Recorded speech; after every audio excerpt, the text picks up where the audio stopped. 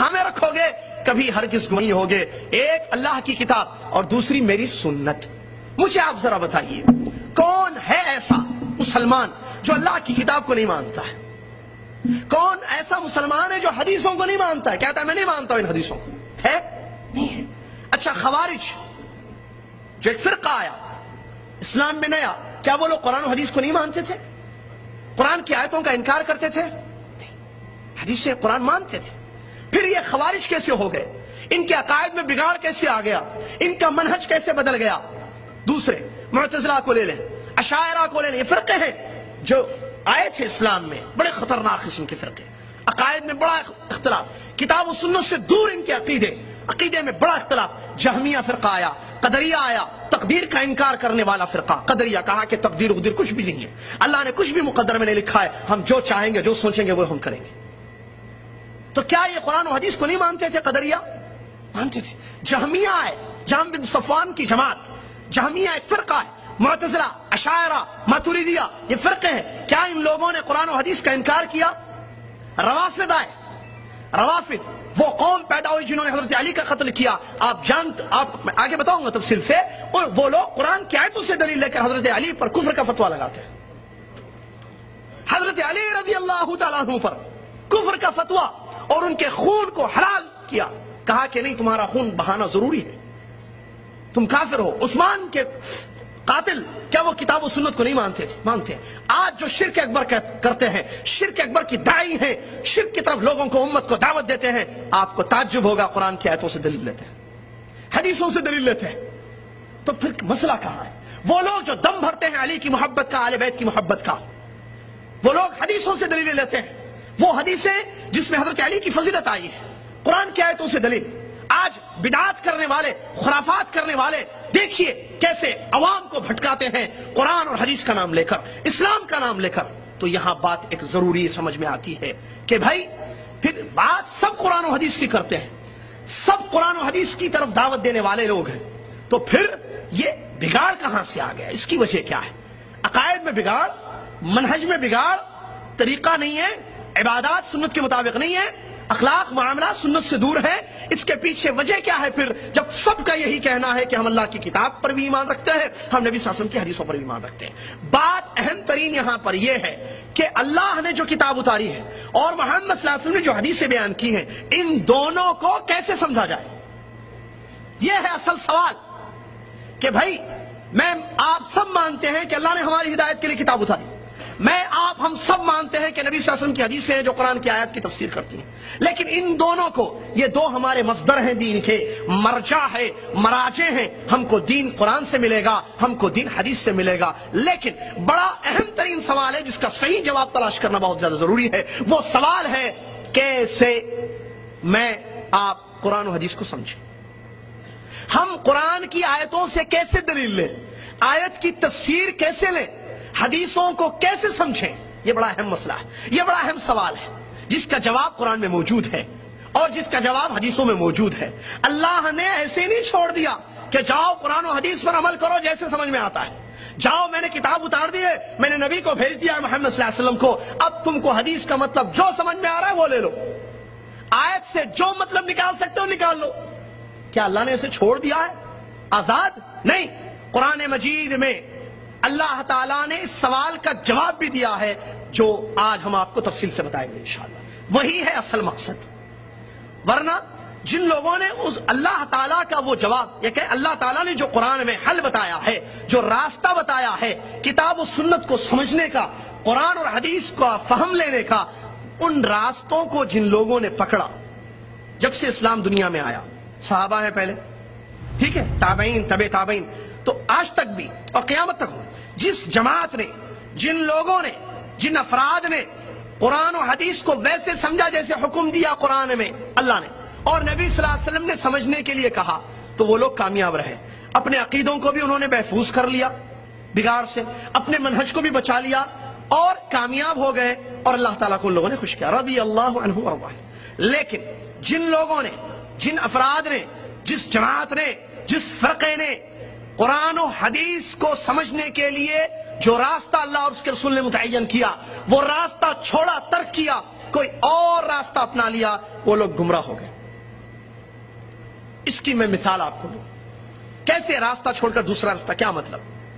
مطلب اس کا یہ کہ آدمی نے یہ سمجھا کہ میں قرآن و حدیث کو دماغ سے سمجھ سکتا ہوں۔ قرآن و حدیث کو سمجھنے کے لیے میزان ترازو دماغ کو بنایا، جو بات میرے دماغ میں قرآن کی آئے گی میں اس کو لے لوں گا، آیت کا مطلب مجھے میرے دماغ میں جو سمجھ میں آئے گا میں اس کو لوں گا، میرے دماغ نے جس کو قبول کیا میں اس کو ایکسپٹ کروں گا۔ اس آیت کی یہ تفسیر، حدیث پڑھوں گا میں، حدیث کی جو بات میرے دماغ میں سمجھ میں آتی ہے میں وہی مطلب اس کا لے رہا ہوں، تو یہ لوگ گمراہ ہو گئے۔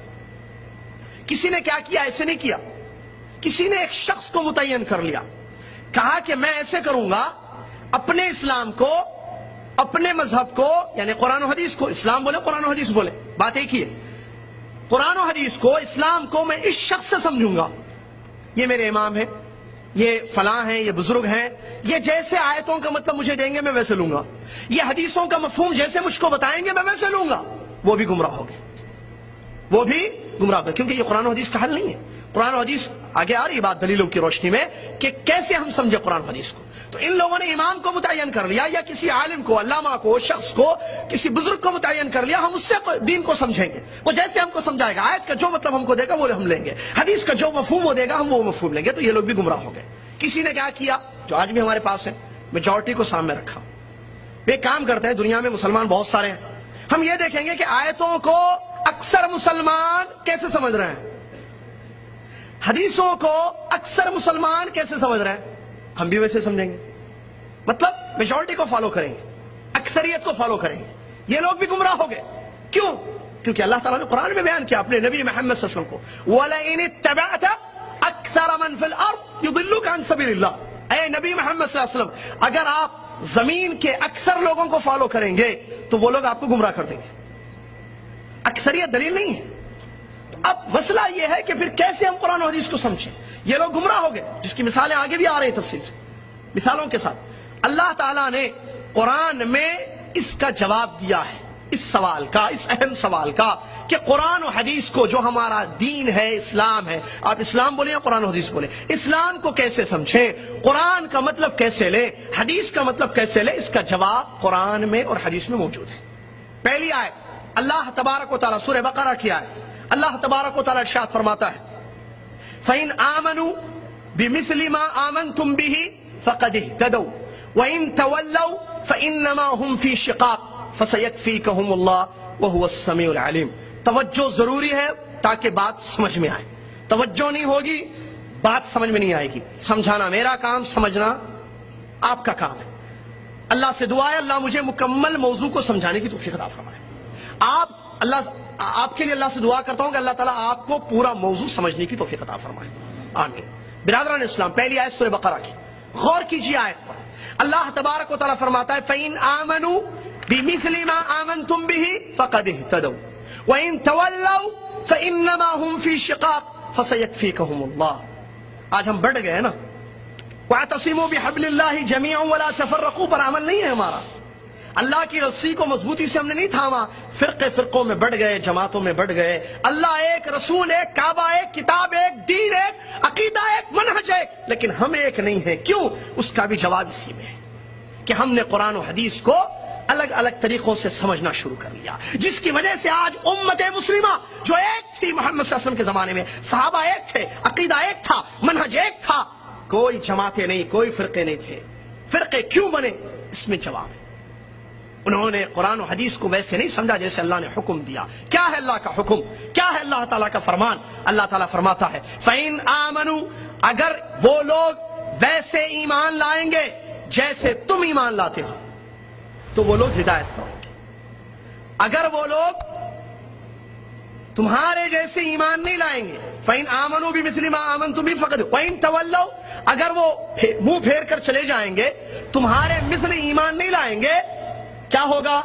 فَإِنَّمَا هُمْ فِي شِقَاقٍ فَسَيَكْفِيكَهُمُ اللَّهُ، اللہ ان کے لیے کافی ہے۔ اس آیت کریمہ میں اللہ تبارک و تعالیٰ نے دو راستے اور دو انجام بیان کیے ہیں۔ آیت کے شروع میں ایک راستہ اور اس کا انجام، دوسرے آیت کے دوسرے حصے میں دوسرا راستہ اور انجام اس کا۔ بہت پوائنٹ کے دو راستے اور دو انجام. راستے کس چیز کے؟ دین کو سمجھنے کے لیے, ایمان لانے کے لیے, اسلام کو سمجھنے کے لیے راستے. اللہ تعالیٰ نے کہا فَإِنْ آمَنُوا, اگر لوگ ویسے ایمان لائیں گے, ویسے دین کو سمجھیں گے, ویسے اسلام کو سمجھیں گے جیسے تم نے سمجھا ہے. یہ تم کون ہے؟ یہ آیت اتری نا, کب اتری, کس کے زمانے میں؟ صحابہ اکرام رضی اللہ عنہم کے اجمعین کے زمانے میں اتری. اللہ ان سے خطاب کر رہا ہے بِمِثْلِ مَا آمَنْتُمْ, مثل جیسے, like you, جیسے اے صحابہ تم نے ایمان لائے ہو. اگر لوگ ویسے ایمان لائیں گے جیسے اے صحابہ تم ایمان لائے, فَقَدِ اهْتَدَوْا, تو وہ ہدایت پر ہوں گے. ایک راستہ, ایک منہج, ایک فہم, صحابہ کا فہم جس کو فہم السلف کہتے ہیں. سلف سے مراد شیخ الاسلام ابن تیمیہ رحمۃ اللہ علیہ فرماتے ہیں سلف کا مطلب صحابہ اور تابعین. اگر ہم نے دین کو ویسے سمجھا جیسے صحابہ کی جماعت نے سمجھا, قرآن کی تفسیر ویسے لی جیسے صحابہ نے لی, حدیثوں کا مطلب ویسے لیا جیسے صحابہ نے لیا, تو ہم ہدایت پر ہوں گے. یہ اللہ کہہ رہا ہے. وہ ہدایت جس کو مانگتا ہے ہر مسلمان روزانہ نماز میں, روزانہ ہر رکعت میں جماعت کے ساتھ ہو یا پیچھے پڑھے. صحیح قول یہ ہے کہ جماعت کے ساتھ امام کے پیچھے بھی وہی پڑھنا ہے, سورہ فاتحہ تنہائی میں بھی پڑھنا ہے, اکیلی نماز بھی ہو. کیا مانگتے ہیں اللہ تعالیٰ کی تعریف اور اس کی بزرگی بیان کرنے کے بعد, اہدنا الصراط المستقیم, سیدھا راستہ دکھا اللہ.